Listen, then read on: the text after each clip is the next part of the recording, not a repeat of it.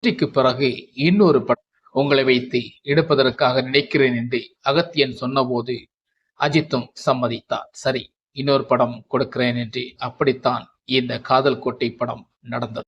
இந்த காதல் கோட்டை படம் நடக்கும் முன்னாடி அகத்தியனால் சில விஷயங்களை, அவரால் அனுபவித்த சில விஷயங்களை சொல்லி, அவருடைய காலகட்டத்தில் பார்க்கும்போது இந்த காதல் கோட்டை கதையை வைத்துக் கொண்டு எத்தனை நடிகர்களிடம், எத்தனை இயக்குநர்களிடம், எத்தனை தயாரிப்பாளர் நடந்து திரிஞ்சிருக்கிறார். இந்த கதையை பார்த்து முட்டாள் போல் யோசிக்கிறாய் என்று அவரை மறுதளித்தவர்கள்தான்.